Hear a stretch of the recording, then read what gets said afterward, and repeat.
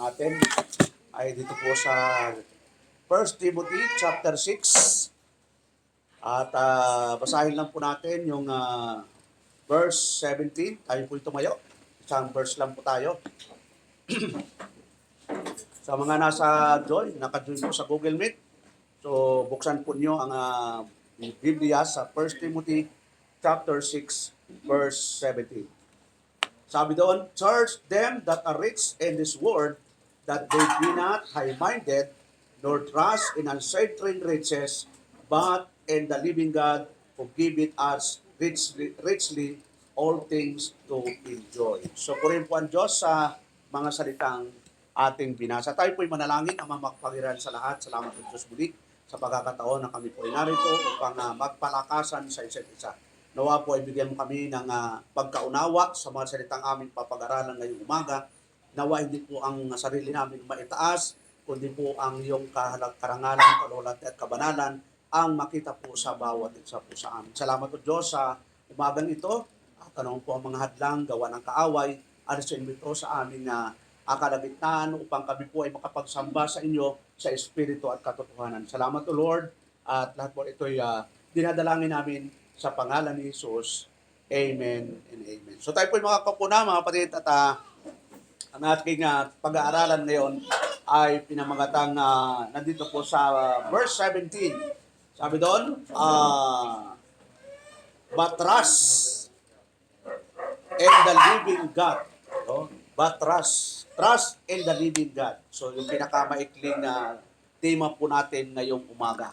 So, doon po sa introduction po ng ating kapatid na apostol na Pablo, babaybayin po natin yung buong kapitulong ito para magkaroon po tayo ng lesson sa ating buhay espiritual kung ano ba yung gustong iparating sa atin ng ating Diyos na mga pangyarihan sa lahat. So, dito po, alam po natin ang ating apostol na Pablo, siya po ay sumulat dito sa batang pastor. Hindi naman siya bata na katulad ng mga bata dito, kundi bago po na ordained na lingkod ng Diyos, itong si Timoteo. Kaya kung makita natin sa verse 1, 1 Timothy chapter 1 verse 1, sabi doon, Paul, an apostle of Jesus Christ, by the commandment of God, our Savior, Lord Jesus Christ, which is our hope. So, tapos sa verse 2, sabi doon, unto Timothy, yon, naka-address po ito kay Timoteo, my own son, and the faith, grace, mercy, and peace from God, our Father, and Jesus Christ, our Lord. So makita po natin na si Timoteo, bilang lingkod ng Diyos, ay nangangailangan pa rin ng advice, ng payo, para sa paglilingkod sa Diyos. Hindi naman porque mga pastor ay hindi na namin kailangan ng advice, hindi na namin kailangan yung mga suggestion ng ibang pastor. Kaya nga tuwan-tuwa kami pag kami nagkakaroon kami ng fellowship ng kapwa elder, kapwa mga mananampalataya, kasi doon talaga kami lumalakas sa mga palakasan ng bawat magkakapatid. Kahit si Timoteo, no, na bunga po ng pangaral ng ating kapatid na Pablo, nung kahit siya na-ordain, hindi niya ito kinalimutan na payungan sa paglilingkod sa Diyos. So, titingnan natin, dito sa verse 1 ng chapter 6, tingnan po natin, sabi po ng ating kapatid na apostol na Pablo, let us many servants as are under the yoke count their own master worthy of all honor, that the name of God and His doctrine be not blasphemed. So makita natin, verse 1 pa lang, nagbibigay po si Apostol Pablo kay Timoteo na mapangaralan yung mga lingkod. Yon, sino po ang lingkod? Tayo po, lingkod tayo ng Diyos. Na kapag tayo po ay nagtatrabaho, nagninegosyo, ano man ang ating katayuan sa buhay, mayroong tayong kinikilalang master. Pinakamataas na master, kung may master tayo dito sa lupa, di ba? Yung mga nagtatrabaho, may amo po yan eh. Ano ang po ang inyong mga posisyon sa kumpanya? Hindi naman kayo ang may-ari ng kumpanya eh. Tayo kayo man namamasukan, siniswelduhan lang tayo, pero may master tayo. Kaya ang payo po doon, let us many servants are under the yoke, count their own masters worthy. Yon, of all honor. So i-honor natin yung mga amo natin dito sa lupa. Di ba, nag-apply tayo, maghanap tayo ng trabaho. Nung naghanap tayo ng trabaho, parang wala na tayong respeto sa amo natin. Dami natin sinasabi, ano? Ano ba yung boss namin? Ang lupit. Eh di kung malupit, di mag-resign ka na kung ayaw mo talaga doon sa trabaho. So ano yung tinatawag dito? Para yung testimony natin bilang Kristiyano, ay ano daw? And that the name of God and His doctrine be not blasphemed. Kasi kung tayo ay isang Kristiyano, mananampalataya, nawala na po yung patutuo natin, sino po ang nasisira? Di ho ba yung ating Panginoong Jesucristo? Kasi hindi ho tayo pwedeng paghiwalayin ng sa Panginoon, tiwalay ka sa Kanya. Dahil tayo po ay part ng body of Christ. Katawan tayo ng Panginoon. Kaya kung ano man yung ginagawa natin, apektado po ang ating Panginoon, apektado yung Kanyang katawan. Kaya sabi doon, that the name of God and His doctrine be not blasphemed. Baka sabihin, puro kayo election, puro kayo doctrines of grace, pero ang buhay mo naman zigzag line. So parang ang buhay ay parang pabagyo. Sino nakarating na po sa inyo sa bagyo, mga kapatid? Di ba? Mga daanan dyan ay puro zigzag eh. Yon. So, dapat ang buhay po natin straight. Sabi ng Hebrew 12:2, looking unto Jesus, the author and the finisher of our faith. So, diretso lang. Ano man ang mangyari, mga kapatid, no? Hindi pwedeng bibitaw ka sa Diyos sa mga sitwasyon na nangyari sa ating buhay. Kasi kung bibitaw tayo sa Diyos, saan tayo pupunta? Wala tayong pupuntahan, magiging miserable ang buhay natin. Kapag tayo humiwalay sa Diyos, wala hong mangyayari. Dahil sabi po ng ating Panginoon, John 15 pa, tinan natin ang ating mga Biblia, mga kapatid.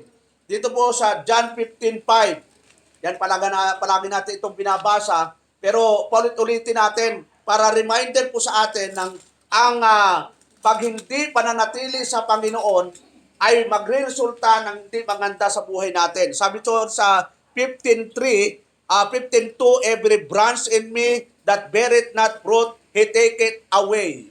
And every branch that beareth fruit, He forget it that it may bring forth more fruit. So, dalawa pong klaseng sanga at tayo ay ginaya sa sanga na sabi ng Panginoon, yung mga sanga na hindi nagbubunga, anong ginagawa ng Panginoon? Aalisin niya.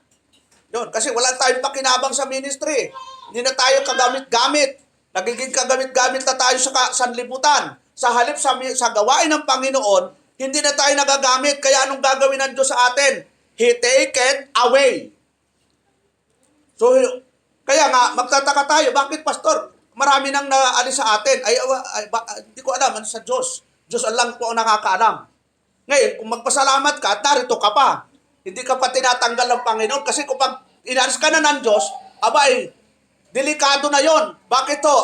Baka naman hindi ka bububunga. Baka nawala na yung sinasabi dito ni Apostol Pablo kay Timoteo na na magandang patutuo at ang nangyari na nabablaspheme na yung doktrina ng Diyos. Nawawala na yung liwanag natin. So, tinan po natin. Sabi po dito sa verse 2, and they that have believing mere masters, let them not despise them because they are brethren, but rather to them service because they are faithful and beloved, partakers of the benefit. These things teach and exhort. Kita mo mga kapatid? Dito sinasabihan ng Apostol Pablo Timoteo na kung pang mayroong kang master, lalo na pag believer, abay talaga irespeto mo talaga. Magkaroon ka ng submission. Sabi doon, and they that have believing masters, dito sa una, master, servant. Dito sa pangalawa, ay master naman, Kristiyano. Halimbawa, may-ari ka ng kumpanya, believer ka. So, ano ang trato po ngayon do sa mga trabahador? Yon. So, kailangan maka-Diyos na trato. Kung ikaw na may nagtatrabaho, may amo ka, maka-Diyos na pagsunod. Hindi yung pag nawala yung amo, hindi ka nagtatrabaho. Yung amo namang Kristiyano, kahit nagtatrabaho, abay, minumura yung So, hindi ho ugali ng Kristiyano yon. Kundi sabi doon, kahit servant, kahit believing master, ay dapat nandun sa tinatawag na worthy karapat-dapat na buhay. Ano ba? Verse 3. If any man teach otherwise and consent not to wholesome words, even the words of our Lord Jesus Christ, and to the doctrine which is according to godliness. So, tinan mo kapatid, no? Kailangan godliness daw, pagiging makadiyos. So, pag sinabing makadiyos, sino po yung inuobligang maging makadiyos? Tayo po, dapat makadiyos po tayo. Hindi lang tayo makadiyos dito sa loob ng church. Dapat mas makita po sa atin yung pagiging makadiyos outside dito sa building na ito. Yung building na ito, wala namang, ito ay building lang ito eh. Pag wala tayo dito, hindi naman, ang church ho, hindi building. Ang iglesia po, tao. Kaya nga ang pag-fellowship, kahit saan tayo dali ng Panginoon eh. Alam mo, pag-usapan po natin mga kapatid, next Sunday, doon po tayo kay Sister Felix Camacho. Diyan lang naman yung sister, di ba? So, nandun yung church. Kasi building lang po ito. Sa sunod po na Sunday, doon po tayo sa Bulacan. Ina Elder Melvin Tonyo. So, nasaan po yung church? Kung pag-usapan natin sa Sunday, doon po sa Bulacan. Yun po yung totoong church. Sa iba kasi, yung church, yung building. Kaya sila, yung building nila, tulisan. Pinapaganda ng gusto. Maganda naman maganda. Kita mo, maganda, di ba? Pero, hindi naman natin masyadong pagandahin ng todo-todo.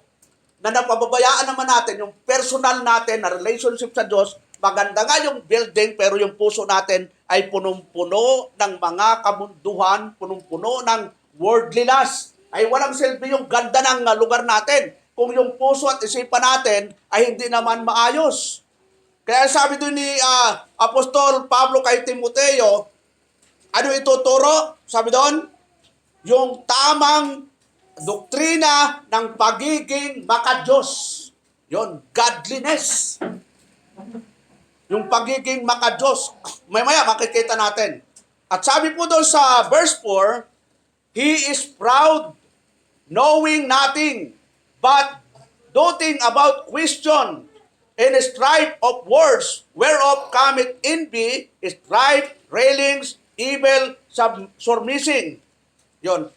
Tingnan nga natin sa pagkatagalog. Pahiram nga start yung English Bible, English-Tagalog Bible. Makita natin doon sa pagkatagalog nito. Maganda po ito, no? At least nabasa na po natin sa Tagalog, sa English. Basahin po natin sa pagkaliwat sa Tagalog, mga kapatid. Tingnan natin yung verse 4. At sabi doon, at gayon ay palalo at walang nalalamang anuman, kundi may sakit sa mga usapan at mga pagtatalo sa mga salitang pinagbubuhatan ng kapanaghalian, mga pagkakaalit, mga pag-aalipusta, mga masasamang akala. Ano pa? Pagtataltalan ng mga taong masama ang pag-iisip at salat sa katotohanan na nagsisipagkaakala na ang kabanalan ay paraan ng pakinabang. Kita mo? Warning po ito. Yun, kita mo ngayon, talagang kung titignan mo, ginamit na po ang Biblia para magpayaban. Maraming religious group ngayon ay ginamit na ang pulpito para magpayaban. Kaya pag sinabi mong ganito ang pangalan, abay, hindi na tayo magbabanggit. Pero makikita mo, yung pangalan na ito, mayayaman. Pero pag sinabi mong Elder Romel, walang pera yan, pastor. Hindi ko tayo nagpapayaman. Kung payamanin man tayo ng Lord, hindi dahil sa pangangaral. Baka payamanin ako ni Lord, sa ibang paraan. Maging mayaman lang tayo sa kabutihan. Sabi doon, in godliness sa kabanalan na Maging mayaman na po tayo doon. So, ano pa ho? Sabi doon, perverse disputing of men of corrupt. Yon. Ano yung corrupt? Yung corrupt minds. Na-corrupt na po yung isip. Na ang sabi ni Apostol Pablo, sabi doon, pagtataltalan ng mga taong masasama ang pag-iisip, yung corrupt mind, sa Tagalog, masamang pag-iisip. Dapat ang Kristiyano, wala nang masamang pag-iisip. Dapat maganda na ang pag-iisip natin. Kasi nga, yun ang gusto ng Diyos. Sabi doon, na nagsisipag-akala na ang kabanalan ay paraan ng pakinabang. Ito, verse 6. Yun, English na lang muna. Sabi sa verse 6, but godliness. Ito, magandang memory verse ito, napakaikli. Yun, pwede natin itong memory verse. Pwede nga ito, sauluhin na natin. Sige nga, sauluhin natin ito mga kapatid. But godliness with contentment is, ano po? Great gain. Yun. Ano sa Tagalog? Ang pagiging makadiyos na may kakontentuhan ay siyang may malaking pakinabang. Yun. Hindi sa negosyo ang malaking pakinabang. Hindi sa pagtatrabaho. Kundi nasa pagiging makadiyos na may kakontentuhan. Hindi lang makadiyos ha. Kasi maraming makadiyos pero walang kakontentuhan. Ang sinasabi ni Apostol Pablo, yung pagiging makadiyos na may kakontentuhan, siya ang may malaking pakinabang.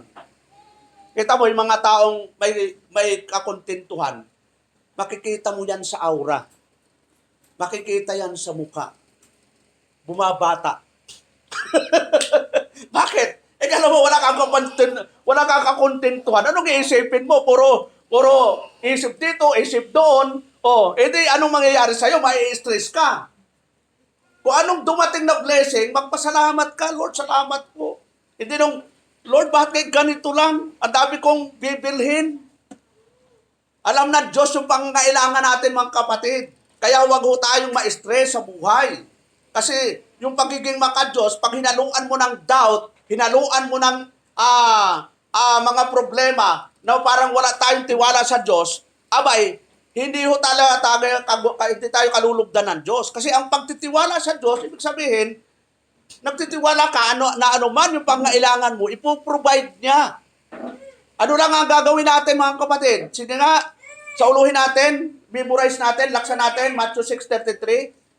Anong nakalagay po doon? Sige, kayo lang po. Ayaw kong mag-memorize. O sige, 1, 2, 3.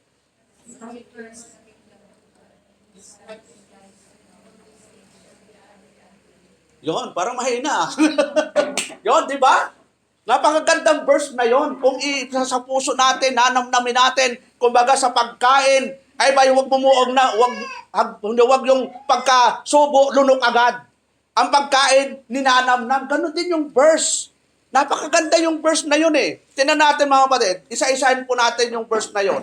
Kung titingnan po natin, parang napakasimpleng verse yon. Pero, napakagandang talata yon. At lahat magagamit ito sa lahat ng aspeto ng buhay. Ang nagsasalita po dito ang ating Panginoon. Hindi si pastor ang nagsasalita dito. Ang nagsasalita po dito ay ang ating Panginoon. Ano ang sabi niya? But seek you first the kingdom of God. Ito po yung kulang po sa atin. Yung pag-una sa kanyang kaharian. Yung iba sa atin, inuuna, trabaho. Ang inuuna, ano po? Negosyo. Ano pang inuuna? Ang inuuna ng iba, girlfriend, boyfriend. Kung anong inuuna? Sinabi na nga ng Bible, but seek you first the kingdom of God. Uunahin natin yung kaharian ng Diyos. Pag nawala po yon, kahit ano pang plano mo sa buhay, mawawala ka talaga sa align. At hindi ka igagayad ng Panginoon. Diba sa Proverbs chapter 3, verse 5 and 6? Ano sabi doon, brothers mo? Nasaan brothers mo? Nawala si brothers mo. Ano sabi doon? Trust in the Lord with all thy heart and lean not unto thy own understanding. Sa verse 6, lahat po tayo. Ano sabi doon? In all. Ano sabi doon? In all thy ways, acknowledge Him. Anong kasunod? And He will direct thy paths. Yun. Kapag hindi natin in-acknowledge ang Panginoon, ibig sabihin, hindi natin nauna yung kanyang kaharian. At ang inuna natin yung ating mga ambisyon sa buhay. Inuna natin yung negosyo, trabaho. Nakalimutan na natin ang kingdom of God. Ano ang mangyayari? Hindi tayo idadirect sa tama ng Panginoon, pababayaan niya tayo. Kaya importante yung godliness. Pag sinabing godliness, nandun ka nakaperme sa aral ng Panginoon. Talagang maliwanag ito sa iyo. Nauunahin ko ang kalooban ng Panginoon, anumang mangyari. Kahit ako'y pinipigilan ng asawa ko, pinipigilan ako ng anak ko, pinipigilan ako ng trabaho ko. Abay, gala mo, naghiling ka ng trabaho, tapos yung trabaho ngayon na naging hadlang sa ministeryo na dapat unahin mo. Eh, mag-resign ka na. Dahil ang Diyos marunong, baka bigyan ka pa ng mahigit na trabaho. Tapos nung walang trabaho, Lord, bigyan mo po ako ng trabaho. Tapos, maghingi ka pa ng prayer kay Pastor. Pastor, isama mo ako sa prayer. Tapos, nung nagkatrabaho, Pastor, hindi mo na ako dadalo. May overtime ako. Pastor, hindi mo na ako magbibigay. Ang daming bayaran. Pastor, so, ang dami ng reason nung nagkatrabaho na. Pero nung nagpe-pray talagang, Lord, patawad. Para na. So, nasaan ang justice? Ang Diyos, na kung pagising pa lang sa umaga mo, makikita yung blessing, nandito na eh. Nakatulog ka nga naman kahit ilang oras ka, blessing po yun. Nagising ka, blessing po yun. May trabaho ka, blessing. Kaya nga, di ba, may kanta, count your blessings, name one, die by one. Ang binibilang kasi natin, problema eh. Bilangin mo yung blessing at wala ka talagang pagsulatan. Blessing number 1. Blessing number 2. Aba, hindi matatapos. Pero yung problema mo, wala akong pera. Matagal ka nang walang pera. Wala akong asawa. Mabuti nga, walang asawa. Pero may Diyos ka. Di ba? Wala akong, ano pang wala. Yung iba, pag walang asawa ng pastor, ako na lang ang walang asawa sa amin. Kawawa pa na ako. Hindi ho kayo kawawa. Kasi marami hong may asawa, kawawa. So, hindi ho kawawa. Ang nagiging kawawa, yung walang Diyos sa buhay nila. Yun ang kawawa. Pero kung wala kayong asawa, hindi ba yung kawawa? Maraming kawawa. Nung nag-asawa, nung binata, abay, masaya. Nung nag-asawa, malungkot. Sabi na masaya. So karaniwan, kaya yung pag-aasawa, pinag-iisipan talaga yan ng gusto. Hindi yung pagkatitigan ako siya na. Ang lagkit ng tingin sa akin, Pastor, hindi ko talaga kayang aking damdamin.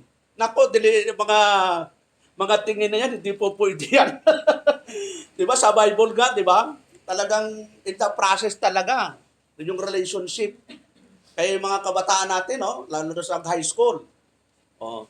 Pag high school yan, medyo marami nang nag-aali-aligid, mga dalaga. Binata, may umali-aligid ba, Brother Lili? Wala na, ikaw umali-aligid. So, wag muna, mag-aral muna. Wag natin gayahin yung mga nasa sanlibutan na 13 years old, 12 years old, 15 years old, abay gusto na mag-asawa. Wala ka pang trabaho, mag-girlfriend ka na. Paano kung natukso kayo? Yun. 12 anyos na nag-asawa na. Pastor, pwede mo bang ikasal kami? Ganun si pastor pa ang pili ka na magpapakasal. Hindi po. Yung godliness, iaayos nito ang buhay natin. Dapat inaayos natin lahat ng aspeto ng buhay natin. Hindi pwedeng susundin mo lang yung gusto mo na wala kang batayan. Ang batayan mo lang, ito kasi ang nararamdaman ko, pastor. Gusto kong pumunta sa Japan. Anong batayan mo? Ba't gusto mong pumunta sa Japan? Gusto kong kumita ng maraming pera. Matapos mong kumita ng pera, anong sunod? Gusto kong maging milyonaryo. Anong sunod? Wala akong katapusang ambisyon po yan. Maganda kung pupunta po sa Japan, mag-i-start po ako ng ministry, susuportahan kita dyan. Isama mo na ako. Yan. Pero kung gusto mong magpakayaman, tapos makalimutan mo naman ang gawain ng Panginoon, naku, huwag ka na mag-abroad. Kung dito pa nga lang, nakakalimutan mo na si Lord, lalo na pag nag-abroad ka. So dito pa lang, pumirmi ka, maging faithful ka sa Diyos, at kung talagang kalooban ng Diyos na makaalis ka, makapunta ka sa Pluto, Neptune, Mercury, ay kalooban talaga ng Diyos yun. Hindi mo na kailangang magpakapagod. Dahil kapag kapanahunan talaga. Maraming hirap. Mag-abroad ako. Gagawin ko ang lahat. Parang ako noon gusto kong mag-abroad. Talagang, ang dami kong paghihirap na ginawa ko. Hindi rin ako natuloy mag-abroad. Ang dami ko nang nagastos. So, pag hindi ka panahunan, huwag mong ipipilit. Ang sekreto lang, ano sabi ng Panginoon? But seek you first the kingdom of God. Yun lang. Huwag mo intindihin kung makaka-abroad ka o hindi. Importante, ginagawa mo ang kalooban ng Panginoon at sa takdang panahon na talagang nakatakdang maka-abroad ka, kaka-abroad ka nang wala kang kahirap-hirap. Baka paliparin ka lang ng Diyos. Isang segundo, nandun ka na sa bansang gusto mo. Eh, malay mo, tornado, umikot-ikot yung hangin, danila ka, pagtawa, nandun ako sa bansang gusto ko. Di ba, nangyari kay, kay Enoch, no? Kay Elijah. So, pag gusto ng Diyos, gusto, makapangyarihan ng Diyos, mga kapatid. May paraan Diyos na ibibigay yung gusto niya sa mga anak niya, sa mga inuuna yung kanyang kalooban. Yun. So, balik po tayo doon sa 1 Timothy, chapter 6. Exposition po kasi ako, wala nang outline ito. Ito na po yung outline natin. Sabi po doon sa verse 6, but godliness, yun, godliness, baka Diyos talaga, with contentment is great gain. Tapos sa verse 7, ito yung sinasabi ni Apostol Pablo, na kailangan medyo babawan lang natin yung ating kakontentuhan. Hindi pinaluho ng Diyos yung ating buhay espiritual. Ang sabi ng ating kapatid na Pablo, for we brought nothing into this world. Yun, sino bang ipinanganak dito na pag nung isinilang may dalang kutsara, wah! Dalawang may tinidor at kutsara pa eh. Wala ho eh. Kaya sinasabi nung ba't umiiyak daw yung bata pagkasilang? Sino ba naman hindi iiyak? Wala kang damit.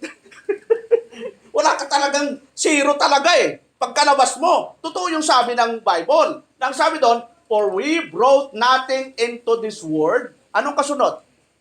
And it is certain, we can carry nothing out. Kaya kahit magpundar ka pa ng napakaraming ari-arian sa mundong ito, wala kang madadalang anuman pagdating ng Panginoon. Iiwan lahat yan. Hindi naman natin sinasabing huwag magpundar. Pero, kasabay ng pagpupundar mo, huwag mong aalisin yung pag-una sa kalooban ng Panginoon. Kasi yung ibang mga mananampalataya, pinagpala na ng Diyos, nakalimutan na ang kingdom of God. Nakalimutan na ang pag-una sa kalooban ng Diyos. Tandaan po natin, ang kayamanan ay temporary lang po yan. Nakita po natin sa buhay ni King Nebuchadnezzar. Nung pinayaman, naging hari, ano ang nangyari sa King Nebuchadnezzar? Nagmataas. Sabi niya, alam mo, kaya ako naging hari dahil sa akin. Yung kayamanan, yung kaharian yan, dahil sa akin yan. Hindi niya kinilala yung pagiging sovereign ni Lord. Nagbayabang na po siya. Kaya anong nangyari po sa kanya, mga kapatid? Nawala yung isip niya, yung puso niya, pinalta ng Diyos. Tapos tinabuan na po siya ng mga mahabang yung kuko. Yung nagkabalahibo na po yung buong katawan niya. Yun. Eh mamalay mo, maya isang araw, pagpasok mo, ang haba ng mga kuko mo. Pastor, ako po ito. Ang haba ng kuko, tapos yung buhok mo, ano tawag doon? Yung tumatayo na. Sino ka ba? Ako po sino bang gustong maging tapos tinubuan ka na ng balahibo sa kamay. Ako po si sister. Ikaw ba yan? So kayang gawin ng Diyos yun, mga kapatid. Pag hindi ho tayo naging maayos sa pagsunod sa Kanya, ang daming pangyayari sa Bible na talagang yung mga pasaway ay dilubyo talaga ang nangyayari. Simulan pa lang natin kay Adan, di ba? Kay Adan pa lang at Eva, napakasarap ang buhay nila sa Garden of Eden. Hindi sila nagtatrabaho, kain, tulog lang, mamasyal. Pero nung nagkasala, gano'n na ba ang sitwasyon nila? Hindi na po, hirap na hirap nga po eh. Yung sabi ng Panginoon, ikaw lalaki, ang iyong kakainin ay iyong pagpapawisan. Ikaw babae, kapag ikaw ay manganganak, maghihirap ka. Ay kung hindi sila nagkasala, baka kapag nanganganak ang babae, talagang, lumabas ka na, yun, okay na, tapos takbo na yung babae. Pero ngayon, di ba, hirap na hirap. Dahil nga sa paglabag sa kalooban ng Diyos. Si David, o sino pa? Si David, di ba? Ano ang kasalanan ni David? Nakakita siya ng babae. Yon. Paano pangalan ng babae, mga kapatid? Bat? Naliligo kasi, kaya Siba. Si. Yon. Naliligo, nakita siya. Yon. Si. Siba ang pangalan po nung babaeng yon. Si King David naman, bago niya nakita si Bathsheba, galing po siya sa labanan, matinding labanan. Warrior po kasi si David, libo-libo kung pumatay siya. Pero sa isang babae po, bumagsak po siya. Yon. Kaya babae at lalaki, tatlo lang po ang ikababagsak niyan pag hindi tayo naging aware. Pag ikaw ay babae, ikababagsak mo ay lalaki. Yon, 3G, tatlong G. Girl, kung ikaw ay lalaki, pag ikaw ay babae, ay guy. Yung iba naman, gay. 3G pa rin, ano? Guy, girl, and gay. Pag-alaganin na eh. Ano ba? Gold. Yon, kaya ito, dinidiscuss ni Apostol Pablo dito. Yung gold. Dahil sa pera, nawala na po sa paglilingkod. Tatlong G, yung glory. Yon. Nasa posisyon na, yun, nakalimutan na si Lord. Katulad ni King Nebuchadnezzar. Kaya si David, nung nakita si Bathsheba, anong nasa isip niya? Aba, ang ganda nito. Itong problema naman itong kay Bathsheba, kung nasaan yung labas, doon maliligo. Siyempre, tanaw na tanaw ni David, sabi ni David, halika. Patawag mo ngayon. Siyempre, hari yun. Sino bang tututol doon? Kahit pa may asawa yun, hari ang dalhin dito! Anong ginawa ni David doon sa babaeng pinakuhan niya? Sinipingan niya. Alam niya may asawa yon. Ano ang pangalan ng asawa ni Bathsheba? Urias. Yon. Ordinaryong sundalo. Walang kaalam-alam na yung asawa niya ay sinipingan ng pinaglilingkuran niyang hari. Walang kamali-mali yung asawa ni Bathsheba.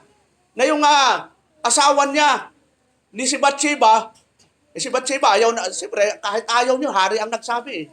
Sabi nga, ang utos ng hari ay hindi mababalik. Yun, sinipingan, anong sunod? Para masulo ni David, si Bathsheba, anong inutos ni David? Yung asawa ni Bathsheba, ilagay mo sa harapan ng labanan. Ano ang intensyon ni David?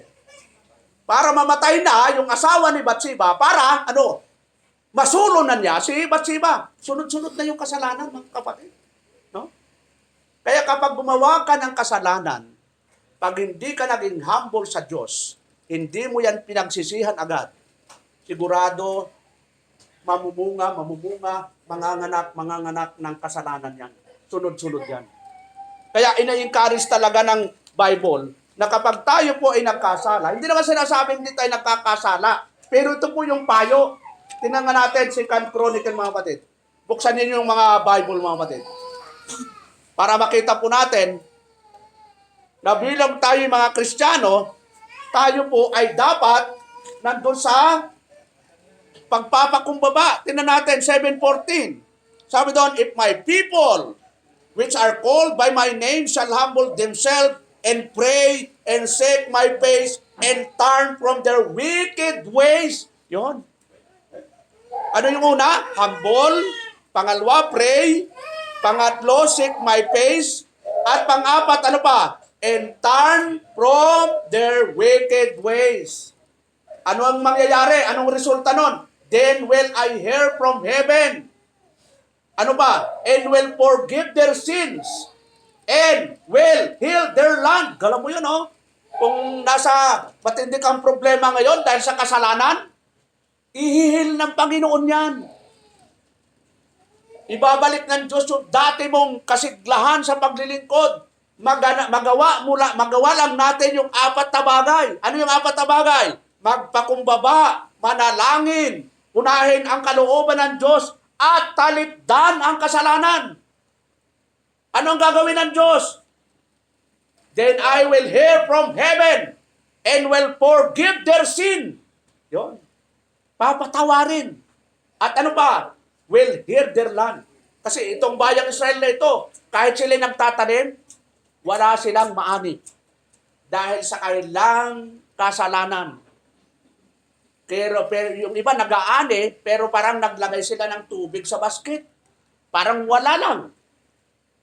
Nakakaranas ba tayo minsan gano'n mga kapatid? Parang trabaho ng trabaho tayo. Parang saan kaya napunta yung aking sweldo? Tinawag na sweldo, pero pagdating ng sweldo, parang hindi sweldo. Anong tawag natin? Parang swelda na lang. Nawala na. Kaya nga sweldo eh. Ay, sweldo ka. Mayroong kang tinanggap, pero bakit minsan ay parang wala? Kasi nga, baka hindi natin nagagawa yung dapat unahin natin sa kalooban ng Diyos. Yung seek you first the kingdom of God and His righteousness. So, balik po tayo doon sa kay Timoteo. 1 Timothy, mga kapatid. Yun, mahaba pang oras. Nagluluto pa Star Gina. Sarap yung luto. 1 Timothy chapter 6, sabi doon, verse 9. So sabi doon, and having food and raiment, let us be therewith content. Yo, napaka-simple lang ang buhay para, no? Ng isang mananampalataya. Kung may makain ka at may madamit, makontento ka na. Sabi ni Apostol Pablo kay Timoteo, ang tanong, may nakakain na ba kayo mga kapatid? Sino ang wala na makain at dito na tayo kakain? Umaga, tanghali, hapon. Sige po, magtapatan po tayo. Sino pang wala nang nakakain? O, hindi ko sabihin, nakakain pa ho tayo. Dito nga, kung may makain ka at may madamit, sinong wala ng damit? Baka naman yung baay nyo, wala nang matirhan, puro damit na. Ikala mo sabi doon, kung may makain ka at may madamit, makontento ka na. Ibig sabihin, simple lang talaga ang buhay. Kailan tayo parang nawawalan tayo ng gana kasi hindi tayo kontento kung anong ibinigay ng Diyos. Kung minsan nga, yung damit natin, wala nang paglagyan eh. Isama niyo ako sa bahay niyo, kapatid. At tingnan ko kung ako ang maglilinis ng bahay. Ang ititira ko talaga, yung kailangan lang niyo at sigurado, lilinis talaga ang bahay niyo. Dito nga, talagang pag sinabi kong, ibinta na. Bumili ka na ng bago tapos yung luma, i-stock mo. Ano mangyayari sa bahay mo? Ang bahay natin, hindi budiga. Ang bahay natin, hindi yan na junk shop. Ang bahay natin ay bahay para mag-bonding tayong pamilya, magpahinga. Pero kung ang bahay natin, wala tayong matulugan dahil sa dami ng stock. Abay, hindi na bahay yan. Gawin mo ng junk shop yan at kikita pa. So, ganun ho ang buhay ng Kristiyano, mananampalataya. Inaayos nito lahat ng aspeto ng buhay, oras mo. Yun. Inaayos talaga nito. Kaya sabi ni Apostol Pablo sa verse 9, but they, ito, medyo masakit ito, but they that will be rich fall into temptation in a snare, and to many foolish and hurtful lusts, it's drawn men and destruction and perdition. So, basahin natin sa Tagalog. Medyo masakit ito. Pero kung tamaan man tayo, abay, magpasalamat po tayo dahil ito ay para marimay po tayo na ang paglilingkod sa Diyos ay hindi ginagawang biro. Tingnan po natin, sabi sa verse 9, sa Tagalog. Kasi binasa natin sa English. Sabi doon, datapwat ang mga nagsisipag nasang yumaman ay nangahuhulog sa tukso at sa silo at sa maraming mga pitang hangal na nakasasama na siyang nalulubog sa mga tao sa kapahamakan at kamatayan. Yun. Kaya mo mga kapatid, ang pagyaman di naman hinahangad dyan. Bayaan mong ang Diyos ang magpayaman sa'yo. Bayaan mong ang Diyos ang mag-bless sa'yo sa takdang panahon. Ang gagawin lang natin, ano ang gagawin lang natin mga kapatid? But seek you first. Babalik na naman tayo doon. Ganun talaga ang prinsipyo. Yun talaga ang prioridad natin. But seek you first the kingdom of God and His righteousness. In all these things shall be added unto you. Hindi talaga mawawala yon. Palaging nandun yon. Ano pa? Sabi doon, ang mga nagsisipagnasang yumaman nangahuhulog. Saan daw nahuhulog? Sa tukso at sa silo at sa maraming mga pitang hangal na nakakasama. Ano pa? Na siyang naglulubog sa mga tao sa kapahamakan at kamatayan. Kaya, tinan mo mga kapatid, kung titignan natin ang mga primitive Baptist churches ngayon, napakakaunti na po ang attendance. Bakit to? Yung ibang mga kapatiran, nalubog na ho. Saan ho lubog? Hindi ho sa baha, ha? Hindi nalubog. Saan po sila nalubog? Ito po, sabi ni Apostol Pablo, saan po sila naglulubog sa mga tao sa kapahapangan? Napahamak na po sila. Bakit to? Sa paghahangad nila na yumaman. Sa paghahangad nila na kumita ng pera, kahit ipagpalit nila ang gawain ng Panginoon. Kumita lang ng pera.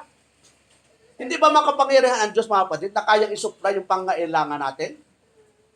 Ay yung ibon, sabi nga ng Panginoon, bakit yung mga ibon? Hindi naman nagtatrabaho, yan pinapakain ng Diyos.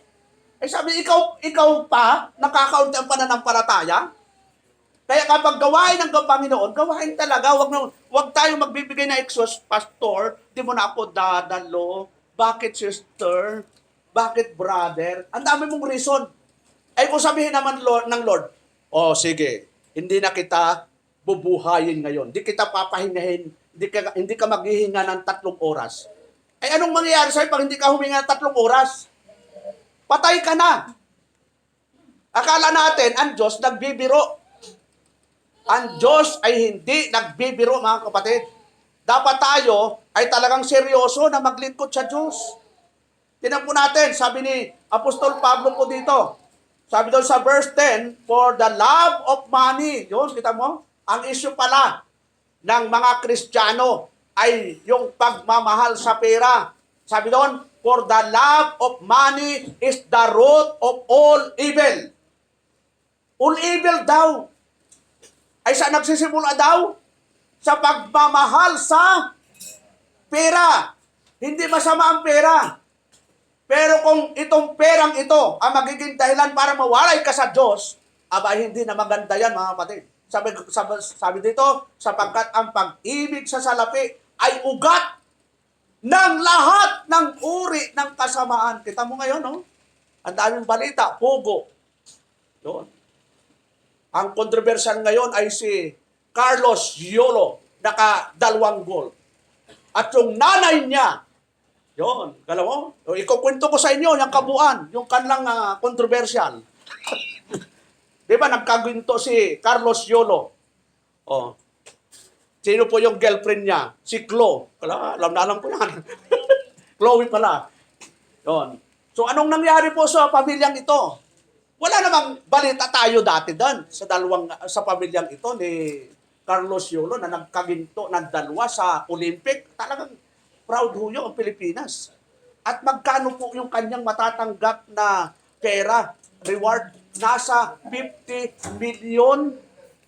Bukod pa sa 34 million na condominium. Alam mo, halagang 34 million yung condominium yan. Tayo nga kahit haligi, wala tayong 1,000 halo. Pero ang controversial issue, nagkaroon sila ng hindi magandang relasyon ng kanyang pamilya. Yon. Dahil sa pera yun, hindi natin uugatin kasi alam ko yung mga detalye. Pero, tingnan natin, sino bang may kasalanan doon sa 2? So, nagko-comment, kasalanan ng nanay. Sabi nung isa naman, kasalanan ng girlfriend. Yung iba naman, kasalanan ni Yolo.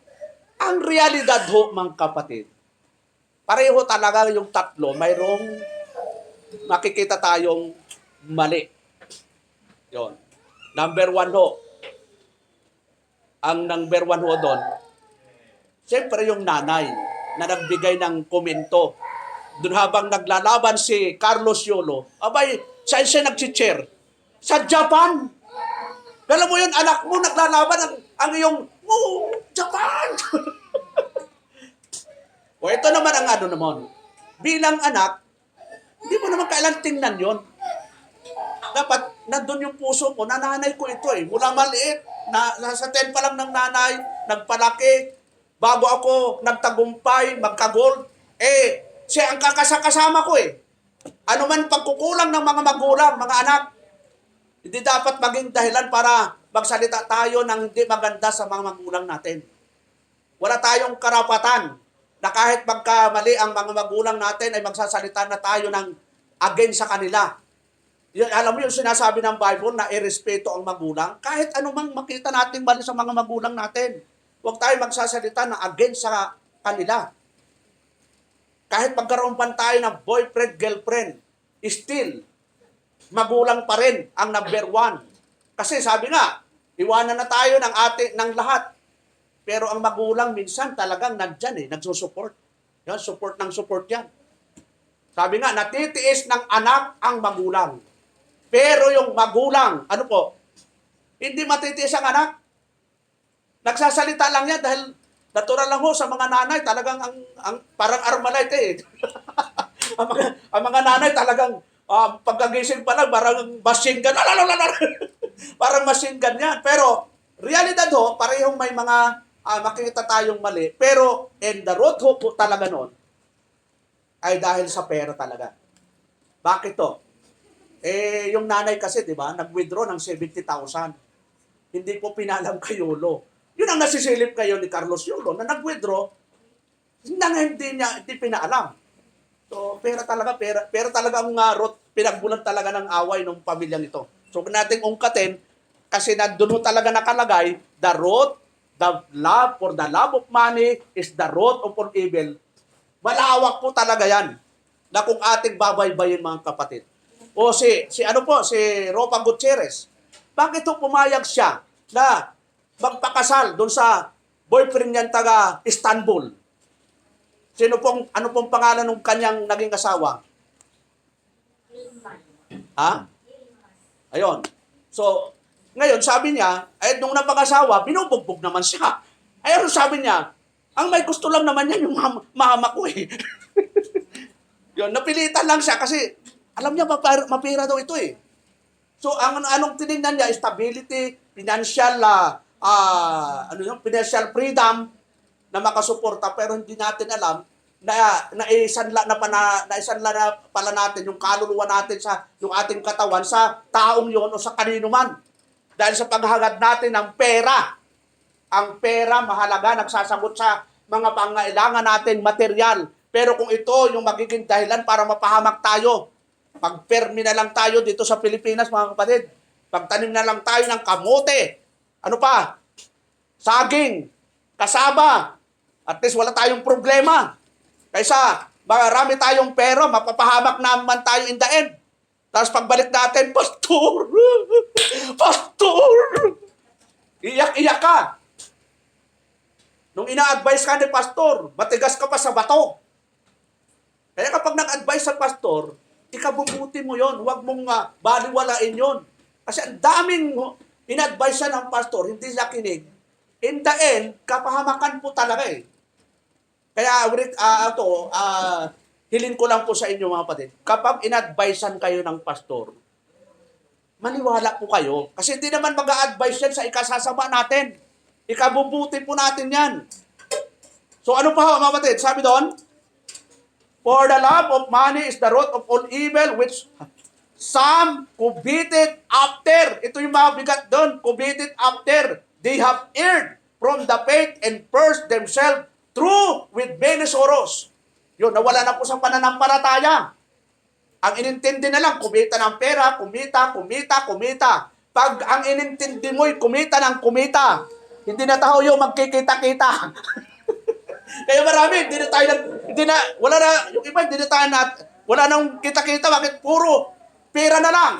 Hindi naman sinetukoy, mga nasa Google Meet ha, baka matisod. Hindi po, yung kahit sa Google Meet, kahit sa face-to-face, hindi na natin makita. Ibig sabihin, nandun na po sila sa kamunduhan. At maraming example yan sa Bible na iniwanan po yung ministry. Bakit to iniwanan? Dahil po sa sanlibutan. Tingnan po natin na Matthew chapter 4. Anong sabi ni Apostol Pablo po? Mayroon pong nang iwan. Tingnan po natin. Yung kilala nyo si Dimas? Yon.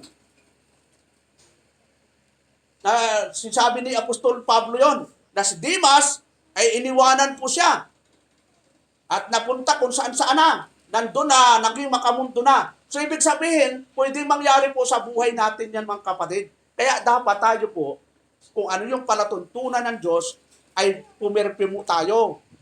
So ano po, sabi doon, verse 11, these things command and teach. Verse 12, let no man despise thy youth, but be thou an example. O, yung mga kabataan natin, be thou an example daw, mga kabataan. Yon, huwag daw hamakin ang iyong kabataan, kundi maging magandang halimbawa of the believers in word, sa salita. Kaya mga kabataan natin, huwag kayong magsasalita ng bad words. Yon. Pag nagalit, bakit? Sino ka mo? Huwag pa iralin yung init ang ulo. Be an example sa mga nakakita sa atin. Sabi doon ni Apostol Pablo kay Timoteo, but thou an example of the believers in word, sa salita pa lang. Di ba yung salita parang ano yan pag nagsalita ka ng masakit, tagos sa puso yan. Sabi nga, saktan ka na, huwag ka lang pagsalitaan ng masama. Kasi nagtatanim sa puso at isip yung salita. Hala, sinabihan ka. Wala kang ganito. Nakaano yun. Kaya yung salita natin, mas magandang araw, wala kang salita. Tumahimik ka na lang para hindi ka makasakit. Let no man despise the youth, but be thou an example of the believers in word and conversation, in charity, in spirit, in faith, and purity. 13. Till I come, give attendance. Yun, ito. Give attendance, mga kapatid. Kaya every Wednesday, nag-i-attendance po ako Sino pong nakaka-attend sa inyo ng prayer meeting every Wednesday? 1, 2. 1, 2 na lang. Anong ginagawa niyo, mga kapatid? Wala ba kayong panahon magpindot ng Google Meet? Yun. Ang maganda nga, bawat isa, wag na yung, di ko alam kung pag-join ninyo nakaka-join talaga kayo, o naka-join lang talaga kayo. Pag mag-join kayo, join talaga, makikinig ho. Hindi ho pwede. Nagre-review po ako ng virtual fellowship. Kakaunti po yung nag-join sa virtual. Nire-review. Kasi naka-record po lahat yan Nasa YouTube channel po natin yan. Minsan nakakalungkot. Kahit anong announce ko, Lord, kunin mo na ako. Parang naghihina tuloy ako minsan. So kapag nasa bahay tayo, ano bang gusto niyo, mga kapatid? Prayer meeting, pupunta tayo dito, face to face. Anong gusto niyo, mga kapatid? Face to face o Google Meet? Sige nga, survey tayo. Sinong gusto ng face to face every Wednesday? Alas 7. Nasa kamay. O wala. O Google Meet. Sinong gusto? Nasa kamay. O wala rin. So, kailangan mayroon tayong give attendance, mga kapatid. Yon. Ano pa? Reading. Yung nagbabasa pa ba tayo ng Bible, mga kapatid? Ano ang payo ng Biblia? Psalms chapter 1, verse 1. Ito, mga kapatid. Chapter 1, verse 2. Anong sabi doon? But his delight is in the law of the Lord, and his law that he meditate day and night. Nasaan daw yung kasiyahan ng mga Kristiyano? Nasa pagbabasa ng Biblia. Hindi yung pagbabasa ng mga marites. Huwag ko na tayo maging marites. Di ba, si Sister Tess? Yes. Yun. Yung sinadong yung tinasabik na papakialaman mo yung buhay ng may buhay, di ba? Pag nung na-interview yung nanay ni Carlos Yolo, abay, lumabas lahat ng mga marites Yun, kampi sa nanay, kampi sa anak, kampi kay Yolo, kampi kay doon sa girlfriend. So, lahat na. Hindi na yung panalo ni Carlos Yolo ang naging viral Anong naging viral na po? Yung sagutan ng nanay at saka yung anak. Ito naman mga TV network ay pinagpistahan. At pati mga vlogger, at pati mga membro ng church, nagko-comment na rin. So, ang kasiyahan po natin saan daw? Nasa pagbulay-bulay ng salita ng Diyos araw at gabi.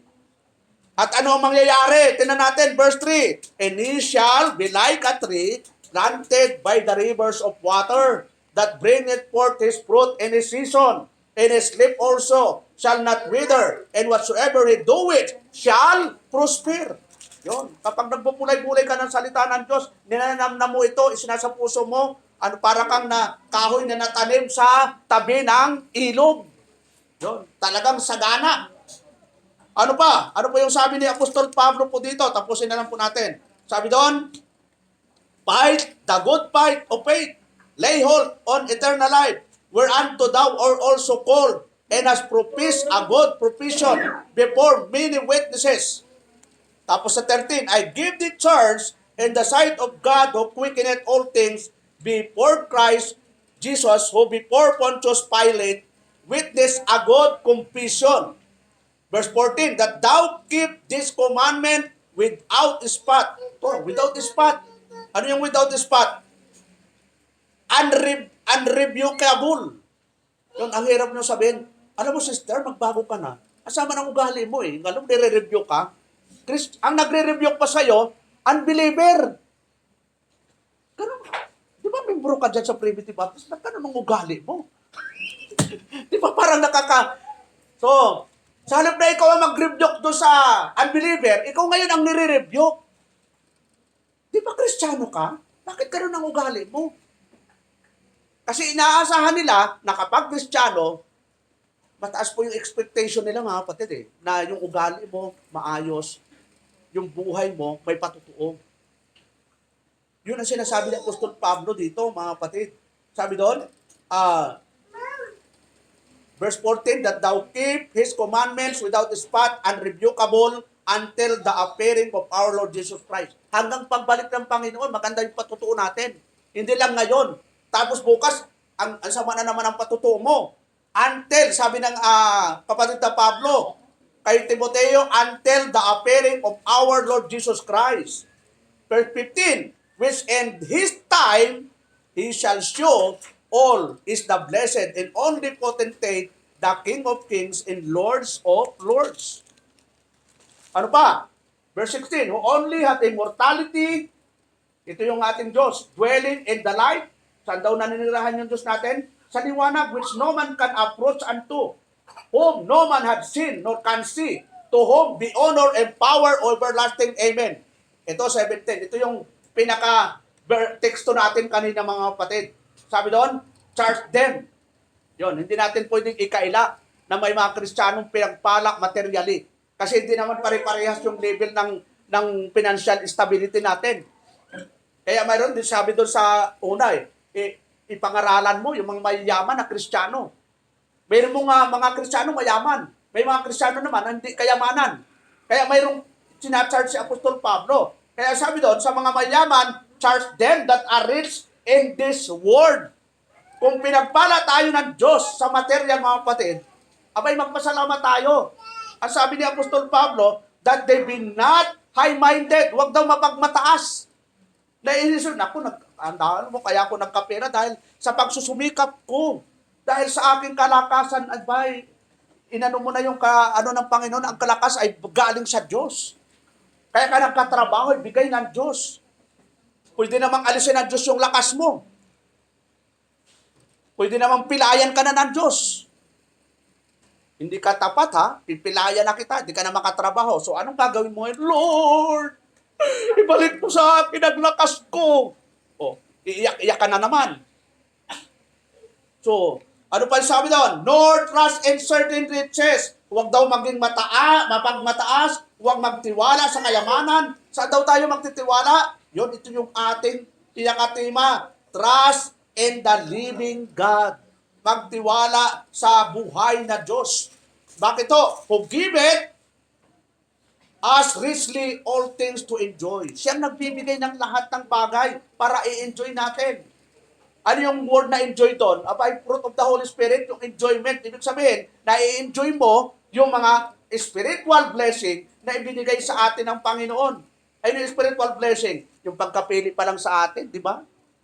Kailan tayo pinili ng Diyos? Before the foundation of the world. Sa verse 18, tapusin na lang po natin to. They did good, that they be rich in good works, ready to distribute, willing to communicate, laying up in store for themselves a good foundation against the time to come, that they may lay hold on eternal life. Tapos sa verse 20, O Timothy, yon, ito na yung ni Paul kay Timothy, keep that which is committed to thy trust, avoiding profane and vain babblings in opposition of science, falsely so-called, which some professing have erred concerning the faith. Grace be with thee. Amen. Yon. Ano yung pinupunto dito sa ating pinapagdalan, mga kapatid? Yung tinatawag pong tiwala natin sa Diyos na mga pangyarihan sa lahat. Pag mataas po yung tiwala natin sa Diyos, marirelax din ang buhay natin. Hindi tayo parang 50-50 tayo sa spiritual na buhay. Ang kailangan po natin, magtiwala ng buong puso sa Kanya. Sabi doon, trust in the Lord with all thy heart. Wala kang maiiwan na katiting na, ano yung tawag doon? Yung doubt. Talagang magtitiwala ka. Kasama sa pagtitiwala, anong gagawin mo? Seek you first the kingdom of God and His righteousness. Kala mo nagtitiwala ka, pero hindi mo naman inuuna ang Panginoon. Puro ang gusto mo, puro blessing. Lord, gusto ko, akin. Pero di ba ang prinsipyo ng Diyos? Anong sabi ng Diyos? It is better. Ano po? It is better to give than to receive. Nasaan yung blessing? Nagbibigay. Akala natin, pag nagbigay tayo, nawawalan. Ang pagbibigay, yan ay sign of thanksgiving sa mga ibinigay sa atin ng Diyos. Yung iba, parang hirap na hirap pag dating sa giving eh. Yun. Pag dukot na, asan kayo doon? Hindi ko nakalimutan kung ilagay yung 20. So, kailangan, pagdating sa giving, sa bahay pa lang, nandun na, ipinagpipray mo, Lord. Ito po. Nagsweldo po ako ng 50,000. Kung kayo po ang may sweldong 50,000, magkano po ang ibibigay nyo? Ito po. 100 po. Ibibigay ko po sa iyo, Lord. Eh, ikaw naman nagpasya nun. Sabi nga, ikaw magpapasya nun eh. Hindi naman ako. Kung ako magpapasya nun, yung tamang pagpapasya, biblical decision. So, ibaga, ng Panginoon, di ba? Ibigay yung sa Diyos, ang sa Diyos. Ang kay Cesar, ang kay Cesar. Mabuti nga yung kay Cesar, wala tayong reklamo eh. Pag bumili ka ng suka, abay, lalo na sa pure gold, bukas na ba yung pure gold sa labas? Pag nagbukas yan, lahat may, ano tawag doon, Brother Diang? Added tax, di ba? Wala kang tutol doon. Pag bumili ka pag nagbayad ka ng kuryente, may added tax po yon. Lahat ng binabayar natin, may tax. Pero pagdating sa Panginoon, abay, hindi ko muna ibabayad ito. Yun. Uutangin ko muna. Eh, pag Old Testament type tayo, kapatid, yung inuutang natin sa pag-giving, may porsyento po yun, 5%. Eh, kung gagawin natin yun, di tambak na tayo ang utang natin. So, ang hinihiling natin, mga kapatid, simulan natin ngayon, pagiging tapat sa Panginoon. Kasi, ang balik din naman sa atin eh. Ikaw ay makikinabang ang pamilya natin, makikinabang ang church. At kapag hindi ka pinagpala ng Diyos, di ba sino ang nagsasuffer? Pamilya mo, ikaw, pati ang church. Madadamay. Kasi kung papaluin ka ng Diyos, damay talaga ang church. Kaya nga tayo, bilang tayo mga bahagi ng iglesyang ito, maging permi lang po tayo sa paglilingkod sa Panginoon.